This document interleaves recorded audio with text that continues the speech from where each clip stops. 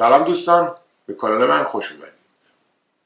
فرهنگ دریایی به زبان ساده با کاپیتان تقوی. خیلی خوش اومدید. بعضی وقتا از من میپرسن که مگه کشتی رو با آهن درست نکردن؟ بله، آهن درست کردن. خب این آهن چرا رو آب میمونه؟ میدونید چرا رو آب میمونه؟ چوب رو آب میمونه، ولی آهن چرا رو آب میمونه؟ الان کشتی چوبی فقط لنچه ها هستن و کشتی بادبونی و خیلی کوچیک، ولی کشتی بزرگ حتما آهنی هستن. چطور فکر کردید چطور این آهن به این وزن سنگین رو آب میمونه؟ میگیم مثلا کشتی 300,000 تن 300,000 تن چطور رو آب میمونه؟ اینو یه بنده خدایی کشف کرده، میشستش ارشمیدس، آقای ارشمیدس، یونانی بوده و معروف به اصل ارشمیدس. خیلی ساده در راهنمایی هم آموزش میدن، در متوسط هم هست. یه تعریف خیلی ساده داره، خیلی ساده، ولی من تا زمانی که خودم عملیات سلمج انجام نداده بودم، کشتی از زیر آب در نیاورده بودم، به عمقش پی نبرده بودم. خیلی ساده است، یه تعریف ساده.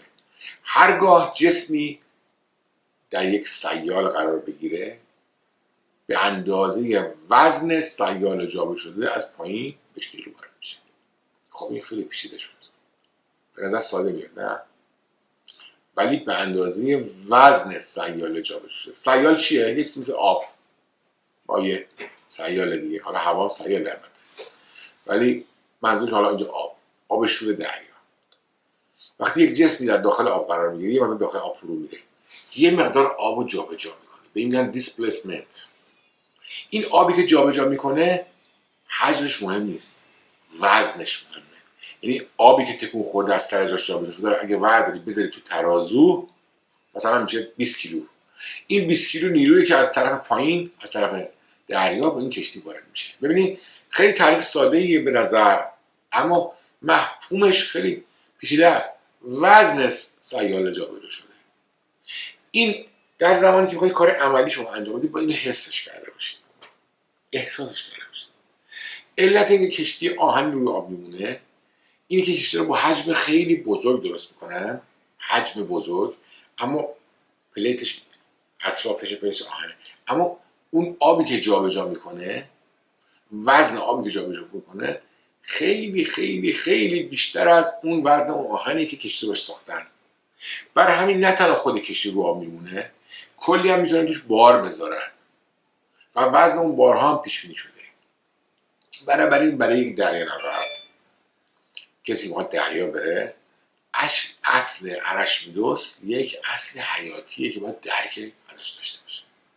خیلی از عزیزان و دوستان پیش اومده که به خاطر اینکه درک صحیحی از این موضوع نداشتن مشکل پیدا کردن. چرا؟ من مثال براتون میزنم، مثال از خودم میزنم که اتفاقی برای خودم افتاده. یک زمانی من داشتم در بندر انزلی دوره غواصی طی می‌کردم، دوره غواصی نظامی عمق 60 متر به اسم دیپ دایور. تو دریا بودیم. در اون زمان خیلی مد بود که کشتیایی بودن که میرفتن حالا لنچ بودن، در واقع کیلکا میگیردن، ماهی کیلکا صید میکردن، خیلی هم با ظرفیت زیاد صید میکردن.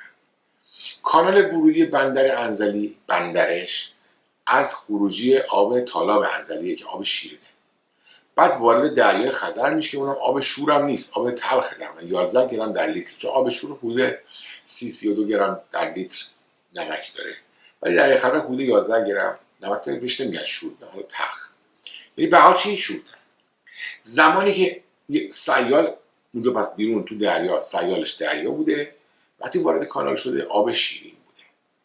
خب حالا به نظر شما آبی که توش 11 گرم نمک باشه وزنش سنگین تره یا اون آب شیرین؟ میدونی که جرم حجمی آب شیرین 1000 یکه. یعنی اگه 1 لیتر آب شیرین باشه که هیچی نشه باشه، 1 کیلوگرم وزنش، عددش 1 مثلا مبناست.